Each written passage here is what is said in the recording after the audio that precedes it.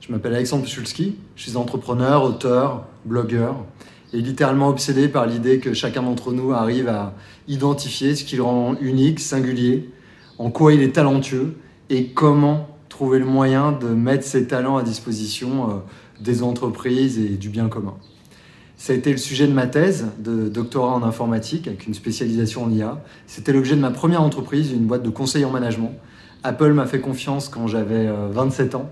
J'ai eu la chance de les accompagner pendant plus de 6 ans et d'assister à leur transformation, de bosser pour plus d'une centaine de boîtes afin d'identifier les problématiques des managers, des personnes au travail, des RH et de cofonder Talentsoft pour créer l'outil dont chacun a besoin pour se découvrir et s'accomplir.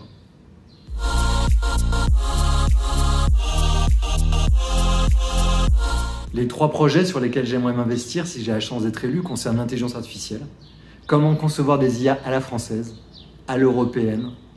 Comment donner suffisamment confiance aux gens pour leur donner envie de fournir des données à des organisations, des entreprises qui, elles, doivent être plus claires sur leurs intentions, plus claires quant à la façon dont elles vont entraîner des algorithmes, quant à la façon dont elles vont créer des corpus de données pour assurer qu'elles ne soient pas pétries de biais, qu'elles ne soient pas discriminantes.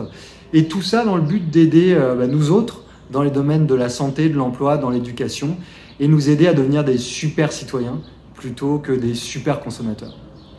Le deuxième sujet sur lequel j'ai envie vraiment de m'investir concerne le développement des compétences sur le marché de l'emploi. On sait que les métiers de demain n'auront probablement plus grand-chose à voir avec ceux d'aujourd'hui, et pour autant, on ne sait pas tellement comment se préparer à ces futurs métiers. Et je pense qu'on doit pouvoir utiliser la technologie pour aider les gens à développer davantage de confiance en eux, les aider à être plus créatifs, plus collaboratifs, plus adaptables, bref, à développer toutes ces compétences qui seront absolument indispensables demain sur le marché de l'emploi. Et le 3e projet sur lequel j'aimerais m'investir concerne la diversité sur ce fameux marché de l'emploi, puisque les intentions aujourd'hui sont très belles, mais la réalité est souvent assez loin des intentions.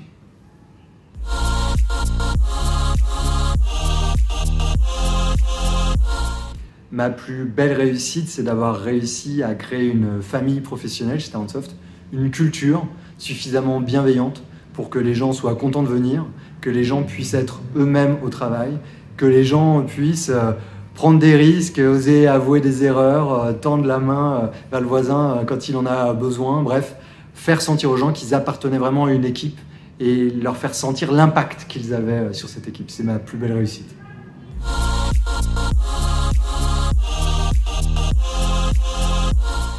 L'échec qui a constitué ma plus grande leçon concerne la boîte de production musicale que j'ai créée et qui a fermé avant même de produire quoi que ce soit et qui m'a permis de comprendre que même dans un domaine comme le domaine artistique, on se doit d'arriver avec une vision, une histoire, un récit très clair qui permette à l'hôte de tout de suite comprendre notre vision et de nous différencier parmi l'ensemble de ce qui existe. Et ça, c'est vraiment quelque chose que j'ai réutilisé durant toute la suite de ma carrière.